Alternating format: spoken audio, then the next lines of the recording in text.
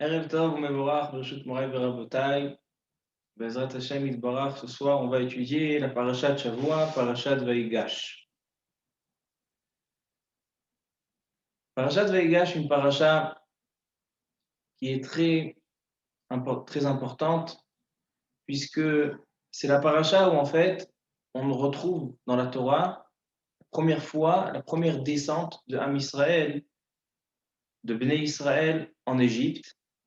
Et c'est ce qui va, en fait, préparer et mettre en place la galoute la plus longue, la galoute d'Égypte, la galoute la plus importante, on va voir tout à l'heure.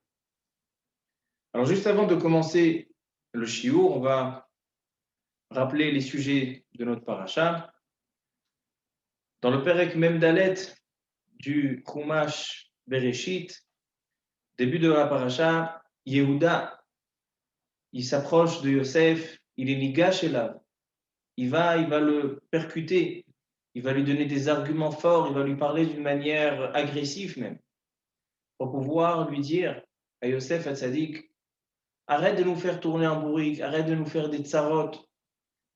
Il lui raconte l'histoire, regarde, on a été à la hauteur de ta confiance, tu peux nous faire confiance. Pourquoi maintenant tu veux nous garder Binyamin? Parce que c'est suite à l'histoire qu'on a trouvé la coupe de Yosef chez Binyamin. Et suite à ça, suite à quand il a raconté l'histoire, le Ramban nous explique pourquoi l'histoire elle a été racontée vraiment du début. Dans le Perek Memhe, Yosef n'arrive plus à tenir. Yosef il craque et il va se dévoiler à ses frères. Il va leur annoncer, je suis Yosef, votre frère. Il va leur montrer qu'il a la Brit Mila. On va voir l'importance de cette déclaration, qu'il leur a montré qu'il a la Brit Mila. Et ensuite à ça, il dit maintenant, ce qu'il faut faire, c'est aller chercher notre père Yaakov Avinu. Il a assez souffert pendant 22 ans. Maintenant, faites-le descendre en Eretz Mitzrayim, en Égypte. Et il fait envoyer plusieurs choses. Je vais vous lire le pasouk. Mais juste avant qu'il envoie, il y a une situation, une scène qui est très importante, qui est marquée dans le Perek Memhe pasuk Yudalet. Vaipol al tzavere Binyamin achiv vayevk ou Binyamin bacha al tzavarav. On a les deux frères, les deux vrais frères, parce qu'ils sont et de père et de mère, les deux fils de Rachel, Yosef et Binyamin, qui se rencontrent pour la première fois. Et voilà, Vaipol al tzavere Binyamin, et voilà que Yosef tombe sur les coups Tsavaré au pluriel, les coups de Binyamin, et il pleure, et ainsi Binyamin aussi pleure sur les coups de Yosef. Là, sur ce souk-là, on va s'attarder plus tard. Alors ensuite, quand il renvoie, ou les Aviv Shalach Kazot, il a envoyé à son père. Asara Chamorim Nosim Mituv Mitzrayim.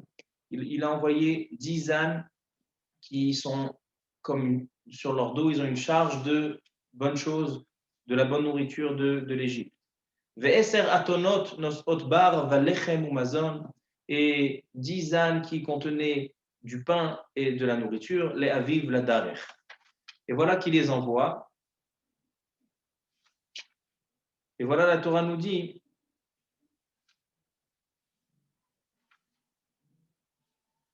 chose que tout le monde connaît, Vaidaberu elav et kol divrei Yosef, asher diber alehem, vayar et ta'agalot. Il a envoyé aussi des veaux. Asher shalach, des vaches. Asher shalach Yosef laset oto, vatechi ruach Yaakov. Pourquoi il a envoyé ces vaches? Tout le monde connaît le Rashi qui dit que c'était en fait pour rappeler à Yaakov Avinu, pour prouver à Yaakov Avinu. Yaakov Avinu au début ne voulait pas croire que Yosef était encore vivant. Alors il a envoyé les veaux pour qu'il se rappelle Yaakov Avinu. Voilà Yosef Hatzadik qui donne un message à Yaakov Avinu, lui dit regarde papa, qu'est-ce qu'on a étudié avant de se quitter? C'était la paracha de Egla Haroufa. Et voilà, je t'envoie le signe que c'est ce qu'on a étudié en dernier, le signe que c'est moi Yosef, et là, Vatechiruach Yaakov, et c'est là que Yaakov Avinu a cru. Ça aussi, il faut qu'on approfondisse un petit peu le lien de la Egla Haroufa. Et ensuite, Yaakov Avinu, il descend, et Yosef, il dit à ses frères, avant d'aller chercher Yaakov, regardez, je prépare un endroit pour que dans cet endroit-là, c'est là que vous allez habiter. Vous n'allez pas habiter en Égypte avec tout le monde. Vous allez habiter dans un endroit qui s'appelle Eretz Goshen. Et en fait, ce Eretz Goshen, on le retrouve à plusieurs reprises. En fait, Am Israël, quand ils vont être dans la Galoute, Eretz Goshen, ça va être leur pays. Donc en fait, ce Eretz Goshen, c'est un endroit important. On voit que Yehuda, il a été envoyé par son père pour ouvrir des bâtés midrashot et des bâtés knessiyot à Eretz Goshen. On voit que Eretz Goshen, c'est un endroit élevé en Égypte et qui a été donné au Béné Israël. Et ça aussi, c'est quelque chose qu'on va devoir comprendre. À la fin de la paracha, on voit que la descente, vraiment la descente et l'installation en Égypte, la Torah nous dit, dans le Perek Memvav, ואלה שמות בני ישראל הבאים מצרימה, יעקב ובניו, בכור יעקב ראובן, בן ראובן, בן שמעון, il y a tous les 70 nefashot qui descendent en Eretz Mitzrayim. Et la paracha se termine avec la rencontre de Yaakov et Paro. Il y a un grand chidouche là-bas, c'est que quand Yaakov il est arrivé, il y a eu une bénédiction énorme. En Égypte, il y a eu une bénédiction énorme. C'est qu'en Égypte, on était après 2 ans de famine. Et quand Yaakov Avinu il est venu, la famine s'est arrêtée en Égypte. Il n'y avait plus de famine.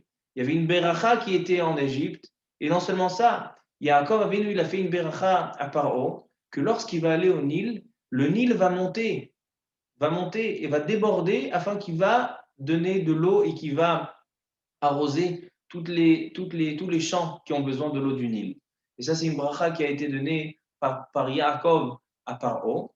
Et à tel point, la famine s'est arrêtée en Égypte, c'est que les Mefarshim, tous les Mefarshim, le Siftei Chachamim, le Maharal, dans Gourari, beaucoup de Mefarshim me demandent, et le Ramban, et si vraiment la famine s'est arrêtée en Égypte, alors pourquoi les Égyptiens, ils n'ont pas dit ah, les rêves de Yosef Hatzadi qui sont faux, parce qu'il a dit qu'il va y avoir 7 ans de famine. Or là, après 2 ans, c'est arrêté. Alors il y en a qui veulent répondre que non, que seulement en Égypte, il n'y avait plus. Tout autour d'Égypte, il y avait encore la famine. Mais seulement en Égypte, il n'y avait plus de famine, et c'est ce qui prouvait la bracha de Yaakov Avinu en Égypte. Et voilà, comme ça la paracha se termine.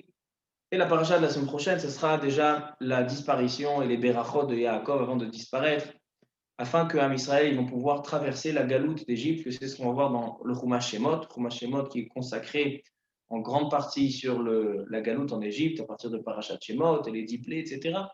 Mais ça, c'est la préparation. Cette paracha-là, c'est la paracha de la préparation et l'organisation et les bases qui ont été posées par nos pères Yaakov Avinu et les Shvatim, afin que Am Israël va pouvoir avoir la capacité de traverser la galoute d'Égypte et d'en sortir Am Israël et d'en sortir des Mekablé à Torah qui vont recevoir la Torah suite à cette galoute.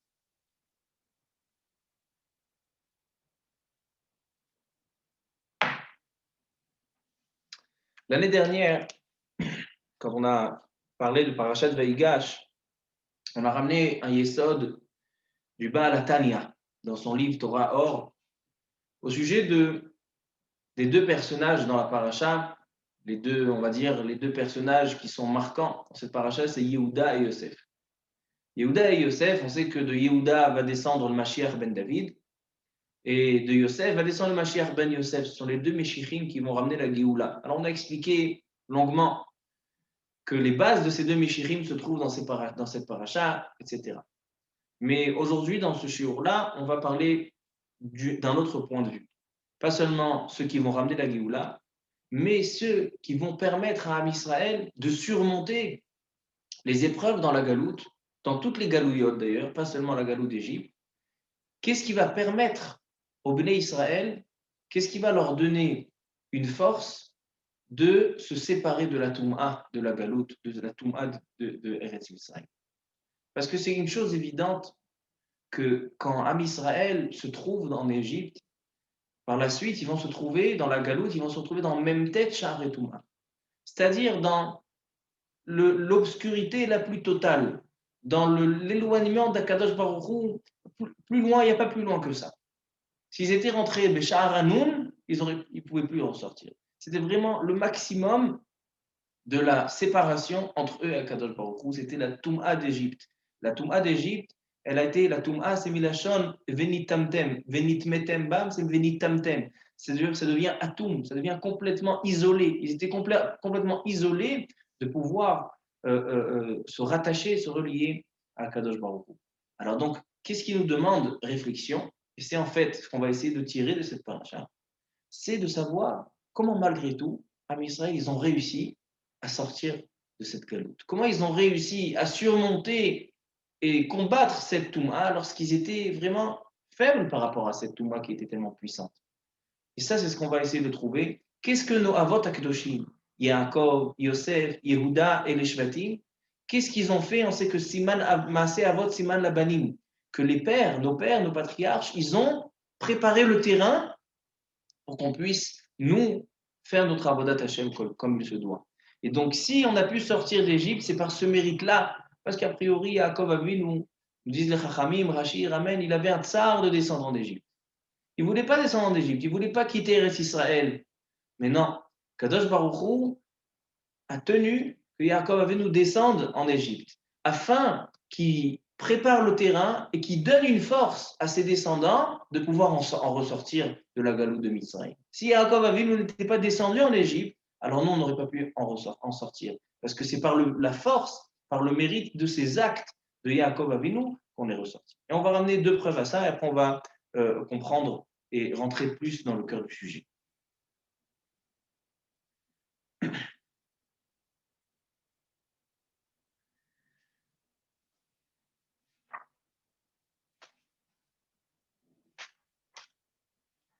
Lorsque Yaakov Avinu décide de descendre en Égypte, dans le Pérek Memvav, la Torah nous dit comme ça. Vaïssa Israël. Et voilà que Yaakov Avinu a pris la route. Vechol Asherlo, Vayavo Be'er Hashava. Il est arrivé à Beersheba. Vaïsbach Zevachim. Et il a fait des sacrifices. Le'eloke Aviv Yitzchak. Et il a fait des sacrifices au Dieu de son père Yitzchak. Vayomer Elokim li Israël bemarot alayla. Et voilà que Yaakov Avinu, il a Kadosh Baruch Hu qui lui vient en rêve. Marot alayla, c'est un petit peu différent du Chalom. On sait que dans Parashat Vayetze, Yaakov Avinu a eu le Chalom. Ici, c'est Marot alayla. Le Ramban explique la différence entre Chalom et Marot alayla. Vayomer Yaakov, Yaakov. Vayomer Ineni.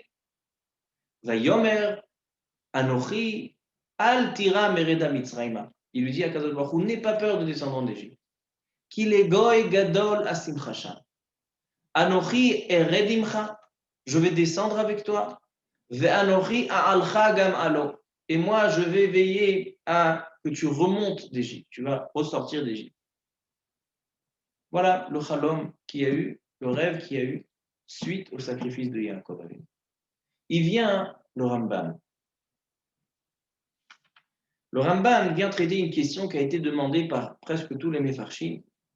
Tous les Mefarshim se posent la question, pourquoi Yaakov Avinu, il a fait un korban, il a fait des sacrifices, l'éloqué Aviv Yitzhak, pour le Dieu de son père Yitzhak. Et Avraham Avinu, pourquoi il n'a pas dit éloqué Yitzhak, éloqué Avraham? Alors Rashi répond, Chayav Adam bekvod Aviv, yoter mi bekvod zekeno. Tu sais pourquoi il y a marqué seulement éloqué Aviv Yitzhak et pas éloqué Aviv Avraham? Parce qu'un homme, il est obligé de respecter son père plus que son grand-père. Donc il était Chayav bekvodo. Comme ça, il dit Rashi. Mais le Ramban n'est pas satisfait, ça ne lui suffit pas, cette réponse. Et le Ramban, il donne une autre réponse. Il dit Ava la pasuk azeh yesh bo sod. Il dit dans ce pasuk qu'il y a un sod et un secret. Et galel anu oto sham bebereshit rabba. Il est dévoilé dans le Midrash Bereshit Rabbah. Ki ka'asher Yaakov balaredet Mitzrayim, lorsque Yaakov vient descendre en Égypte, il a vu que la galoute yatril bo bezaro. Yaakov Avinu, quand il est venu descendre pour aller voir son fils Yosef, a vu, a compris que la galoute d'Égypte, elle commence à ce moment-là. La galoute d'Égypte ne commence pas sans la présence de Yaakov.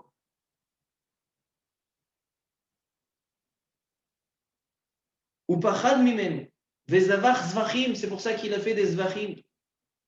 Et il relève le Ramban, il relève une remarque. Quelle est la différence entre les sacrifices qu'ont fait Abraham et Yitzhak et les sacrifices de Yaakov?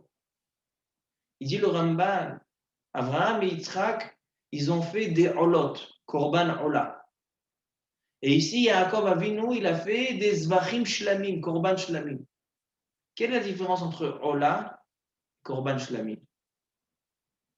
Korban ola, c'est un korban qui monte entièrement à Kadosh Baruch Hu. Le korban shlamim, il est profité, on en consomme aussi. Les baalim, les propriétaires aussi, c'est un korban qui est partagé, il n'est pas entièrement pour Kadosh Baruch Hu, il est partagé entre Kadosh Baruch Hu et l'homme qui va faire le sacrifice. Et il s'appelle shlamim milashon shalom. Nous disent les chachamim, les shlamim s'appellent shlamim shemetilim shalom ba'olam. Parce qu'ils font le shalom, ils font la paix dans le monde. Et Yaakov Avinu, quand il vient faire un korban, il est en train d'essayer de adoucir la rigueur qui est sur Am Israël, parce que maintenant on commence la galoute Mitzrayim. Abraham et Yitzhak, ils n'étaient pas dans la galoute. Donc le korban, il était korban ola. Yaakov Avinu, il voit la Midat Adin qui est en train de se dévoiler dans le monde, parce que quand il descend en Égypte, c'est là que commence la galoute. Et qu'est-ce qu'il a envie de faire? D'adoucir le din en faisant le korban shlami. Il dit le Ramban, c'est pour ça qu'il a mentionné Loké Avi Yitzhak, pas Abraham.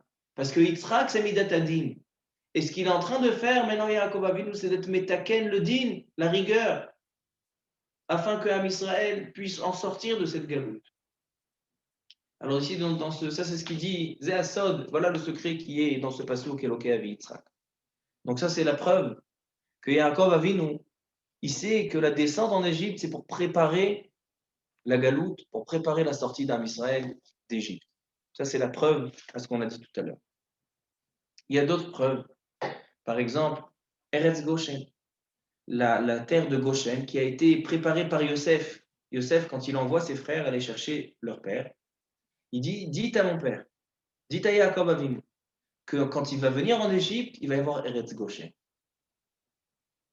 Maintenant, pourquoi il lui dit ça? Pourquoi tu as besoin? Tu vas chercher ton père, dis-lui, viens me voir, viens, on se rend. Et après, tu commences à regarder où il va habiter. Non, allez chez mon père, dites-lui qu'il va habiter en Eretz Goshen. Pourquoi? Parce qu'Am Israël, quand il va être en Égypte, il a besoin d'un endroit protégé. Un endroit qui va s'appeler Eretz Goshen. Et Béhémet, les Mefarshim se pose la question, qu'est-ce qu'il y a de spécial dans Eretz Goshen? Le Halshich HaKadosh, dans Parashat Vayechi, dans la Parasha ici aussi, il dit le Halshich HaKadosh, Rabbi Moshe Halshich, il ramène le Pirkei de Rabbi Eliezer. Pirkei de Rabbi Eliezer, dans le Perek Kavav, c'est Rabbi Eliezer le Tana, il dit Rabbi Eliezer dans ses prakim, il dit que des générations avant, donc à l'époque de Sarah Imenu, quand Abraham il est descendu en Égypte, on sait que les descentes en Égypte, c'était aussi la descente d'Abraham, c'était aussi une préparation. Là-bas aussi, le Ramban il nous dit Maaseh Avot Siman Labanim. C'est-à-dire que les actes des pères, des patriarches, c'est le srout pour lequel les enfants ont pu surmonter des épreuves. Alors là-bas, il y a marqué que Paro, il a pris Sarah Imenu.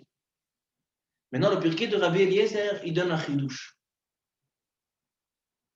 Il est marqué dans le Pirkei de Rabbi Eliezer que Paro s'est marié avec Sarah.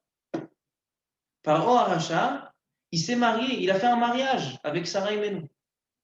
Et non seulement qu'il a fait un mariage avec Sarah Imenu à cette époque-là, mais il lui a même écrit une ktuba, un shtar ktuba. Qu'est-ce qu'il a marqué dans la ktuba? Une des choses qu'il a marqué, il a marqué Eretz Goshen. Il a donné à Sarah Imenu la terre de Goshen. Il vient le Halshich HaKadosh et il dit, on sait qu'un endroit, une terre, une maison, un pays, un endroit qui appartient à un tzaddik, l'endroit est sanctifié. L'endroit devient kadosh. D'où on apprend ça? Alors il y a une preuve, une très jolie preuve, de la Meharat Marpella. Meharat Marpella, où sont enterrés à Hebron, où sont enterrés les patriarches, elle a été achetée par Ephron Achiti. Elle a été achetée par Abraham de Ephron Achiti. Et là-bas, il est marqué Vayakom Sede Ephron.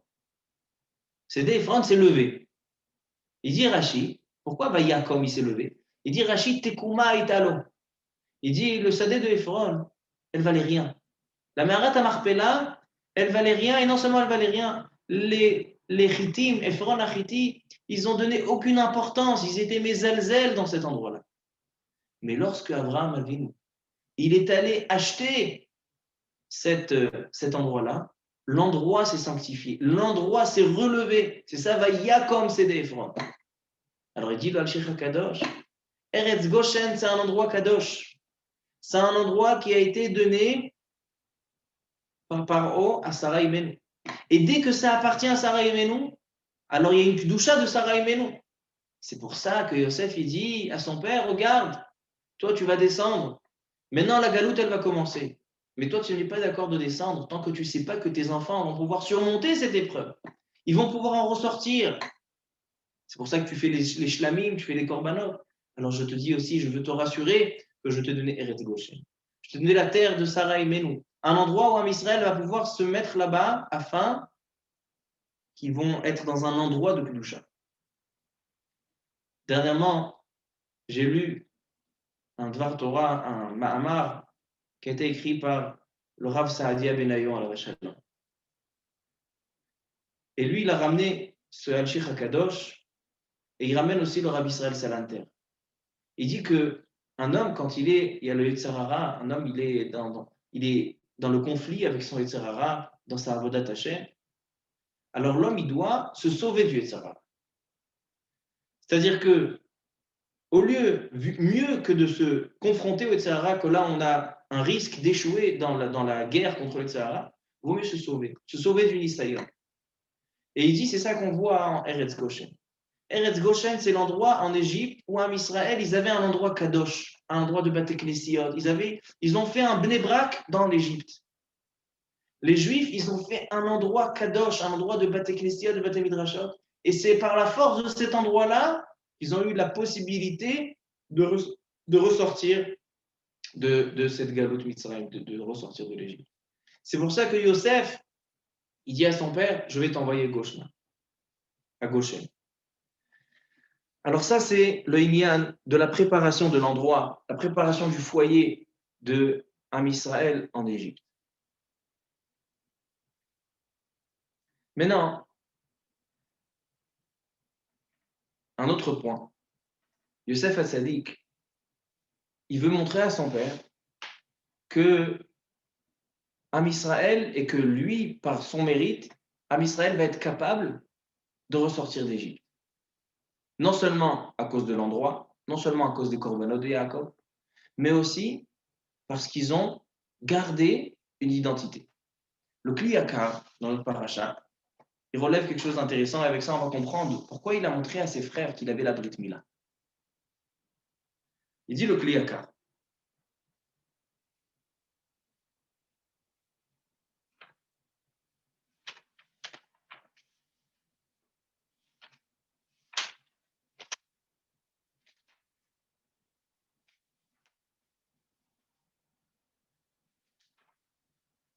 Il dit le Kli Yakar.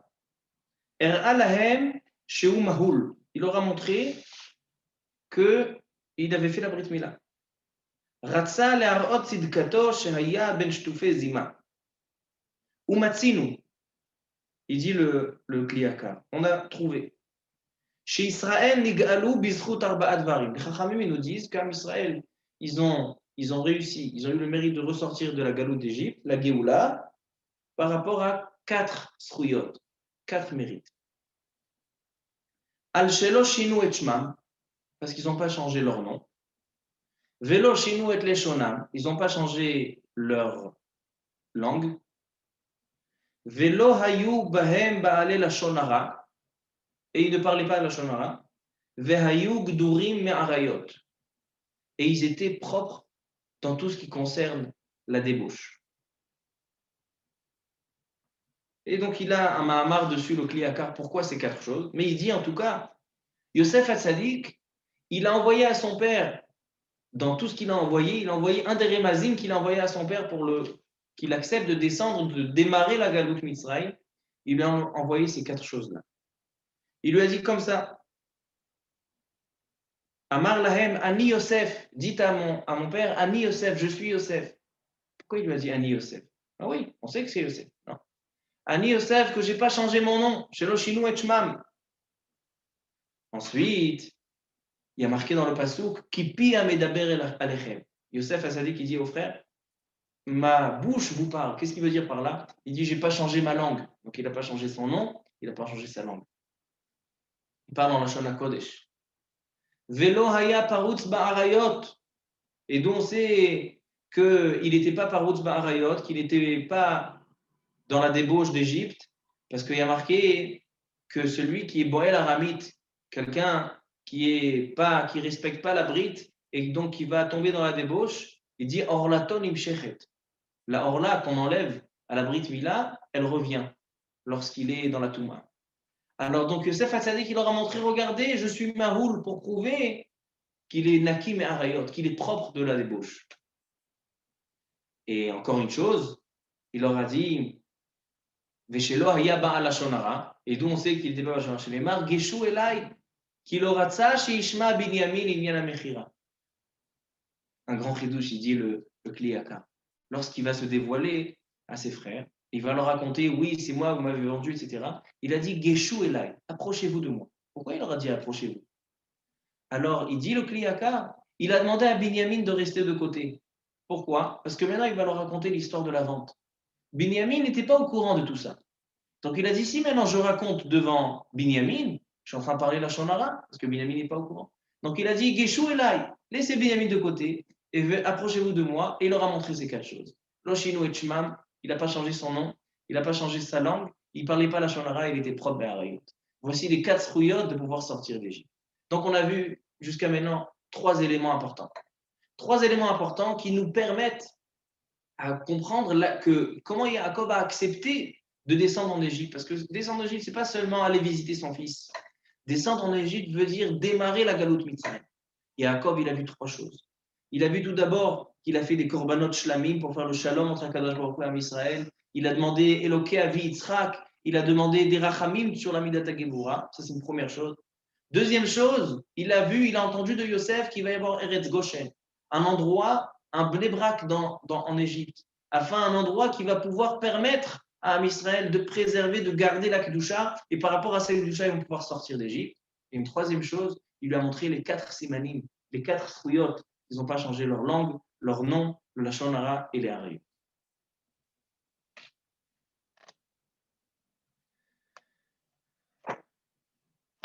Maintenant, j'ai envie qu'on rentre un petit peu plus dans la profondeur des choses. Lorsque j'ai préparé la paracha, j'avais une question. Dans toute la paracha, j'avais une question. La question est la suivante. Lorsque Yosef se dévoile à ses frères, dans le Perek Memhe, il demande à les calmer, à les rassurer, pour pas qu'ils s'inquiètent, pour pas qu'ils aient peur, pour pas qu'ils se sentent oui, vous m'avez vendu. Il les a calmés, il leur dit j'ai aucune péda sur vous, aucun problème. Pourquoi? Écoutez l'argument qui dit Yosef Hatzadik à ses frères.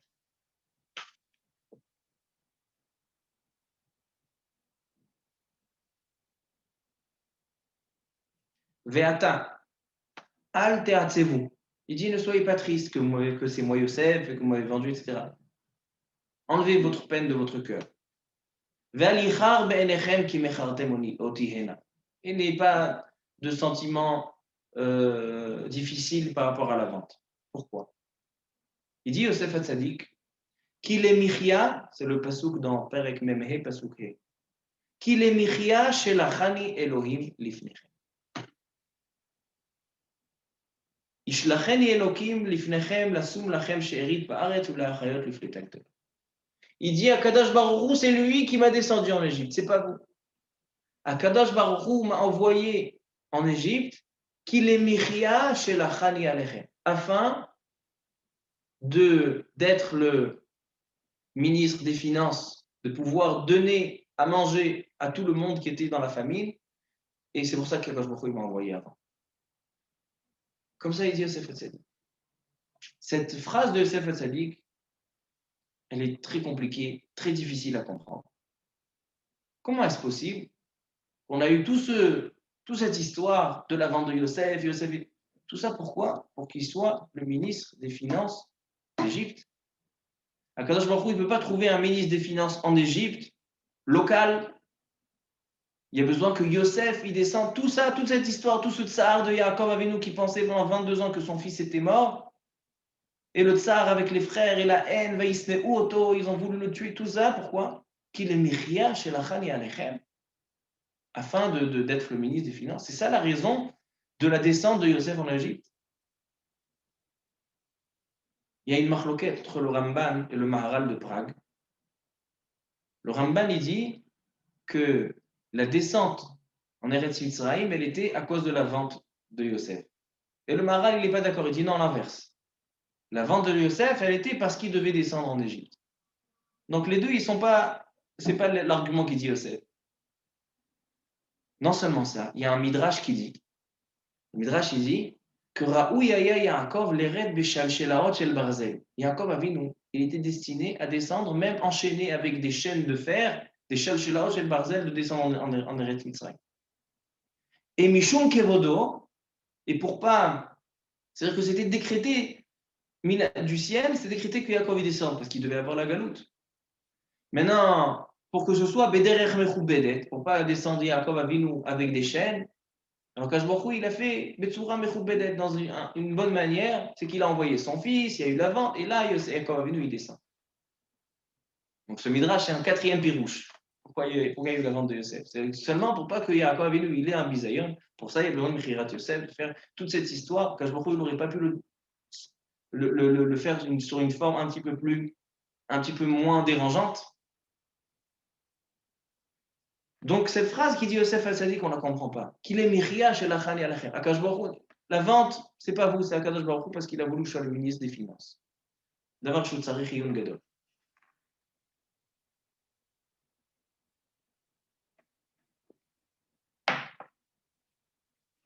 Avant de répondre et avant de donner le Yesod, il y a un très beau Khatam Sofer. Le Khatam Sofer, dans la paracha, on a ramené déjà lundi un autre Khatam Sofer qui dit le rapport entre Asara Betevet, le jeûne de Asara Betevet, et la paracha Tashavua. Il dit le Khatam Sofer que Asara Betevet, il repousse Shabbat, selon la Rabbi David Abou Derhem. Alors il dit le Khatam Sofer, d'où on sait que le jeûne de Asara Betevet repousse Shabbat, il dit de la paracha Tashavua. Et là, je reviens au passouk que j'ai dit tout à l'heure qu'on allait en parler. Dans le Perek Memhe passouk Yudalet, le passouk qui dit comme ça. Vaïpol al tzavare Binyamin achiv vayevk, ou Binyamin bacha al tzavara. Donc, quand Yosef se dévoile à ses frères, il va sur le cou, le tzavar, sur le cou, la gorge de Yosef, et il se met à pleurer. Il dit Rashi, pourquoi il y a marqué al tzavare sur les coups de Binyamin? Binyamin, il n'a qu'un coup. Pourquoi il y a besoin de dire tzavaré les deux? Il dit Ela melamed shebacha al shne mikdashot. Yosef al-Sadiq, il a pleuré sur deux Beth Amikdash. She'atidim liyot bechelko shel Binyamin. Parce que Binyamin, le Beth Amikdash, il est construit à la limite entre Yehuda et Binyamin. Là, le Beth Amikdash, il est construit. Et puisqu'on a deux Beth Amikdash qui vont être détruits dans le Chelek de Binyamin, alors Yosef, il pleure sur Tzavaré, sur les deux Tzavarim. Il dit le Khatam Sofer que ce jour-là, c'était Shabbat. Il prouve que c'était Shabbat parce qu'il a demandé aux Égyptiens de préparer, d'avoir Tevar, c'était pour Shabbat. Et il dit, et s'il a pleuré sur le Beth Amikdash pendant Shabbat, on voit que Asara Betevet, qui tombe Shabbat, que c'est le Khurban Beth Amikdash, Doché Shabbat. Comme ça, il dit le Khatam Sofer. Mais là, le Khatam Sofer, dans le paracha, il dit un autre Yesod. Il continue un autre chidouche, un autre pilpoul. Il dit le Khatam Sofer, pourquoi le Beth Amikdash, il est identifié par le coup? Il y a eu deux Tsavar, c'est deux Beth Amikdash. Pourquoi le Beth Amikdash, il est identifié par un coup? Il est symbolisé par un coup. Il dit non seulement ça, dans Shir HaShirim, le Beth Amikdash, il est appelé Tzavar. Il y a marqué Tzavarech kemigdal Hashem, banouy le talpiot. C'est quoi Tzavarech banouy le talpiot? Talpiot, on sait que c'est Yerushalayim, Arabait, parce que tel piot, tel shekol piot ponotelav. C'est une montagne que toutes les bouches de Israël, ils sont vers cet endroit-là. C'est le Arabait. Banouy le talpiot, qu'est-ce qui est construit sur le talpiot? C'est le Tzavarech kemigdal Hashem. Donc le Tzavarech, il est symbolisé par Shlomo HaMelech dans Shir HaShirim. Aussi, lui, il symbolise le Beth Amikdash par un tzavar.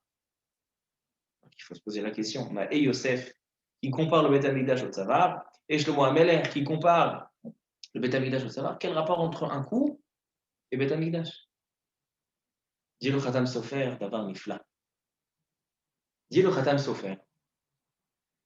Le tzavar, le coup, c'est un membre qui permet de rattacher la tête et le corps. Un homme, il a la tête et le corps, et ce qui rattache les deux ensemble, c'est le cou, c'est le tzavar. Maintenant, quel est le tafkid? Quelle est la mission du cou? Qu'est-ce qu'il doit faire? Il a plusieurs choses à faire. Tout d'abord, il doit transmettre. Un homme, il a la marshava, il a son sechel, il a sa marshava, sa pensée, qu'il doit transmettre au cœur. Parce que le cœur, c'est lui qui va donner. Il y a la pensée, il y a la havana dans le cœur, il y a la compréhension ça se travaille dans le cœur, et après, on passe à l'action. Alors maintenant, qu'est-ce qui va transmettre la chokhma au cœur, la sagesse qui va la descendre au cœur? C'est le tzavar, c'est le coup. Encore une chose, le cœur, c'est le membre qui envoie le sang dans tout le corps. C'est le membre qui va envoyer la chayut, la vitalité, aussi au mort. Donc, le tzavar, il permet non seulement de descendre de la tête au gouffre, mais aussi du gouffre à la tête. Encore une chose, dit le Khatam Sofer, quand un homme mange, il mange dans le roche, dans la bouche qui est dans le roche, et ça descend par le tzavar dans le corps. C'est-à-dire que le cou, il sert d'une échelle pour monter et pour descendre. Il y a des choses qui passent du gouffre au roche, et il y a des choses qui passent du roche au gouffre. Il dit c'est pour ça que le Beth Amikdash, il est symbolisé par le tzavar, parce que c'est exactement le but et l'essence du Beth Amikdash. Le Beth Amikdash, c'est un endroit de ribour, un endroit qui va rassembler Akadosh Baruch Hu et Am Israël, le ciel et la terre. Le centre du monde, donc l'endroit où on reçoit l'énergie d'en haut, c'est le Beth Amikdash. Au Beth Amikdash, il y a le Even Ashtia. Even Ashtia, c'est l'Even chez Mushtat, toute l'énergie du monde, elle est influencée par l'énergie du Even Ashtia. L'endroit où Akadosh Baruch Hu, donc d'un côté, on a la Hashpa'a, Akadosh Baruch Hu, il fait descendre la Hashpa'a par le Beth Amikdash, et d'une autre part, les Juifs, Am Israël, ils font des sacrifices à Akadosh Baruch Hu. Par où ça passe? Ça passe par le Beth Amikdash. Donc le Beth Amikdash aussi, il sert d'une échelle afin de transmettre des choses d'en haut en bas et d'en bas en haut. Ça, c'est le tafkid du Beth Amikdash. C'est pour ça qu'il est comparé par le Tzavar. On a dit continue, le Khatam Sofer. Et il dit la galoute, la dernière galoute, la plus difficile, c'est la galoute de Edom, Ishmaël. C'est la dernière galoute. Par quoi elle est comparée, cette galoute? Par le chazir. On a parlé plusieurs fois que la dernière galoute, c'est la galoute du chazir, le cochon. Il dit le cochon, il n'a pas de tzavar, il n'a pas de cou. Il a la tête et il a le corps directement collé. Il n'y a pas de cheville, il n'y a pas d'échelle qui va faire la relation entre sa tête et son corps. Il dit ça prouve que la galoute la plus difficile, c'est la dernière galoute, la galoute qu'on se trouve maintenant.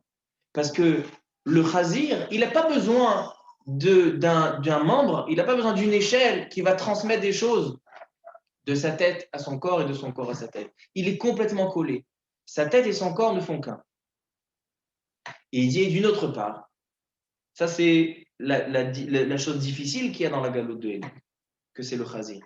Mais d'une autre part, lorsqu'on va avoir la Géoula Shlema, lorsque le Mashiach viendra. Et là, on va gagner la galoute du Khazir. Et il y a marqué dans le Midrash que le Khazir deviendra kasher, le cochon, il redeviendra kasher. Ça veut dire quoi? Ça veut dire que Am Israël aussi, il sera rassemblé avec Akadosh Baruch Hu. Le Khazir, il sera kasher, c'est-à-dire que Am Israël, il sera rassemblé avec Akadosh Baruch Hu sans tsavar, sans coup. La relation avec Akadosh Baruch Hu, ça est tellement proche, tel que le Khazir, sa tête est tellement proche, elle est fait qu'un avec son corps. Elle n'a pas besoin de coup qui va faire la relation entre les deux. C'est pour ça qu'il dit le Khatam Sofer, c'est ça le Inyan du coup et du Bet HaMikdash. Maintenant, j'ai envie de me servir de ce Yesod du Khatam Sofer pour pouvoir comprendre la paracha, comprendre les messages de Yosef à son père. Qu'est-ce qu'il nous a dit le Khatam Sofer?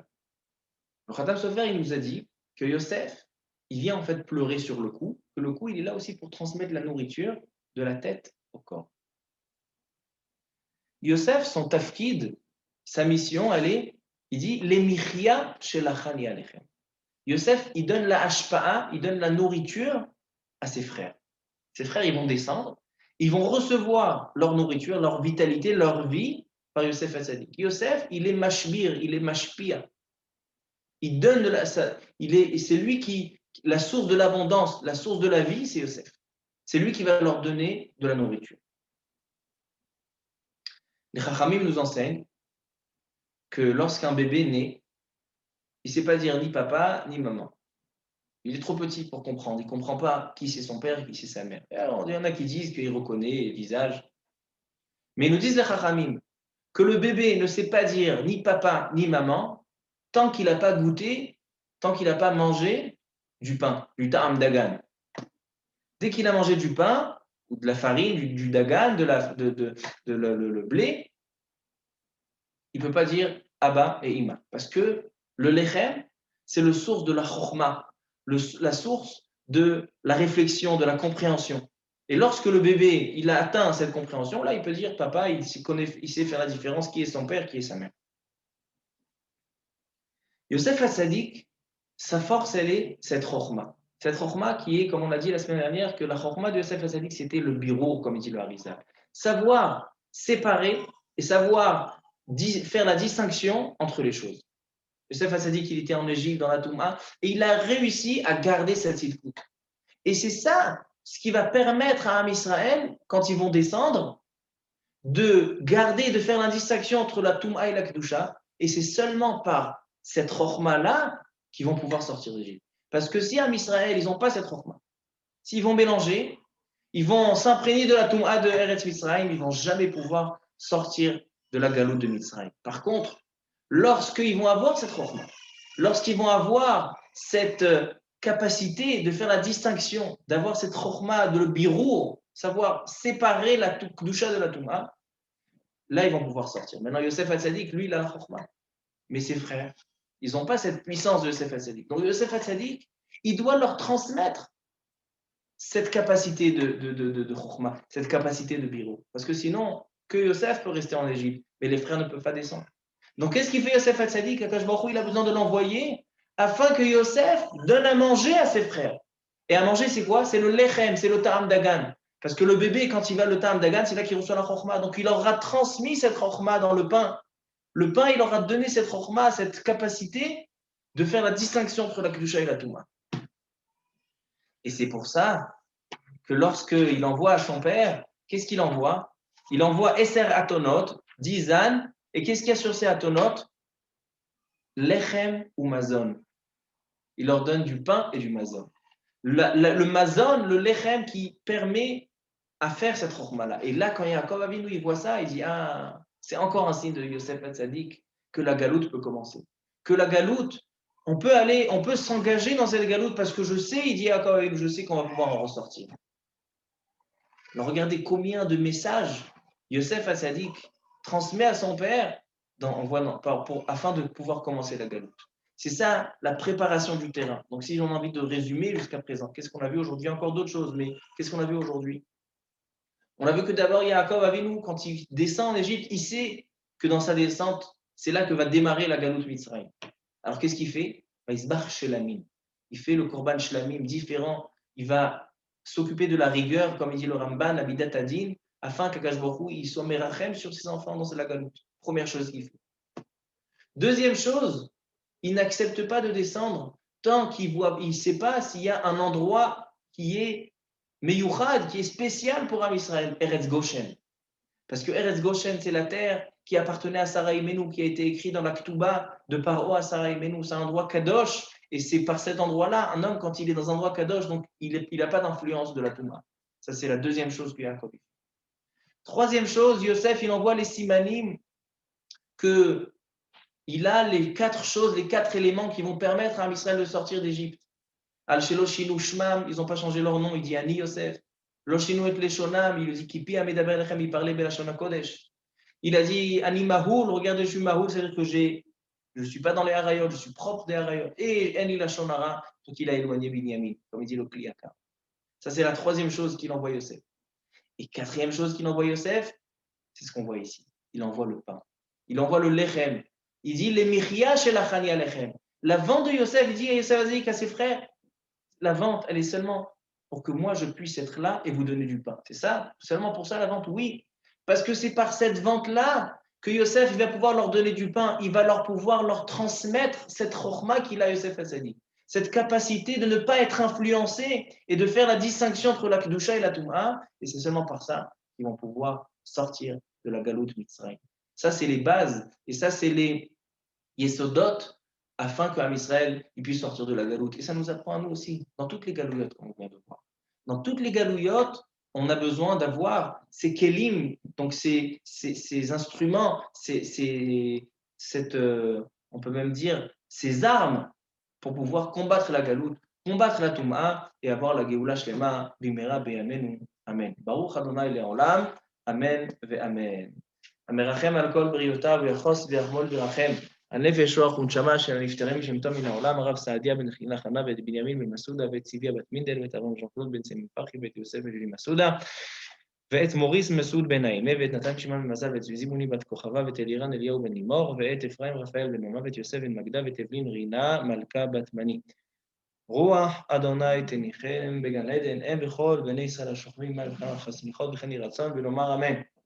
משברך אבותינו הקדושים והטהורים, אברהם, יצחק ויעקב, משה ושמו יברך את כל חולי ישראל ובכללם, את שלמה בן יעקב, את מירם בצלאל ספרינה, ואת שלום בן מסעודה, ואת שלום שער בן חולה, ואת יצחק ז'ק בן חסיבה, ואת נעמי רבקה בת מסעודה, ואת דוד בן צולטנה, ואת סמיאל בן בית יג'ולי, ואת עמנואל יוסף בן חנה, ואת חיים בן כמיסה, ואת חווה לאה בת אסתר, ואת עיזה בת יעקב, ואת יעקב בת עיזה, ואת שלום חיים בן חנה, ואת הרצל בן שמחה, ואת פנחס בן זיתא אסתר, ואת ברכה מרים בת צולטנה, ואת יעקב בן חיים, ודוד בן עוזלה, ואת לאה בת שבס וליקה, שהם ירפאם ברפואה שלמה. רפואת הנפש ורפואת הגוף, וכן יהי רצון, ונאמר אמן.